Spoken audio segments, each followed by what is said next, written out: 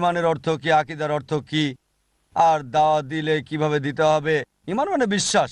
5 ঘন্টা বা 10 ঘন্টা লেকচার দেওয়া যাবে এর উপরে।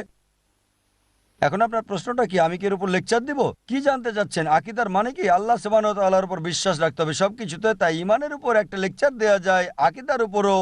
এখন বিষয়টা হলো, কারণ কিছু লোক মনে করে যে নবীজি সাল্লাল্লাহু আলাইহি সাল্লাম তার চেয়ে বেশি ছিল। হ্যাঁ, প্রশ্নটা করেন আকীদা কি এটা বলছেন। মুহাম্মদ সাল্লাল্লাহু আলাইহি ওয়াসাল্লামের কথা বাদ দিয়ে শুধু আকীদার উপরে 10 ঘন্টা বলতে পারবেন, নবীজিকে বাদ দিয়ে 10 ঘন্টা বলতে পারবেন। একজন মানুষের চেয়ে বেশি। একজন মানুষের চেয়ে বেশি? হ্যাঁ, মানুষের চেয়ে তো বেশি। তিনি পৃথিবীর সবচেয়ে সেরা মানুষ, একজন সাধারণ মানুষের চেয়ে বেশি। তবে তবে আমি জানি আপনার প্রশ্নটা কি। তবে তিনি আল্লাহ সুবহানাহু ওয়া তাআলা না, তিনি একজন মানুষ। তিনি আমাদের চেয়ে অনেক বেশি উত্তম।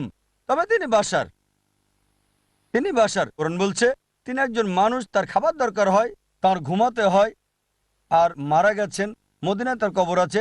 তবে তিনি সবচেয়ে সেরা মুসলিমের দৃষ্টান্ত ছিলেন।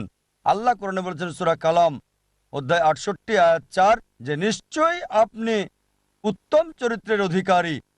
কোরআন বলছে সূরা আহজাব অধ্যায় 33 আয়াত 21 অবশ্যই রাসূলের জীবনে রয়েছে তোমাদের জন্য উত্তম আদর্শ। সুতরাং মানুষ হিসেবে তিনি হলেন সেরা মুসলিমের দৃষ্টান্ত, আলহামদুলিল্লাহ। তবে তিনি আল্লাহর নবী ছিলেন। সরাসরি আল্লাহ সুবহানাহু ওয়া তাআলার ইবাদত করতে হবে, কারো কাছে যেতে হবে না, সরাসরি আল্লাহ সুবহানাহু ওয়া তাআলাকে বলতে হবে, অন্য কাউকে না। এবার দাওয়ার কথা যদি বলেন, দাওয়া দিন কোরআন এবং সুন্নাহর মতে, কোরআন এবং সুন্নাহ যেভাবে দিতে বলেছে। আর যদি আমাদের ওয়েবসাইটে যান irf.net, অনেক তথ্য পাবেন। আশা করি উত্তরটা পেয়েছেন।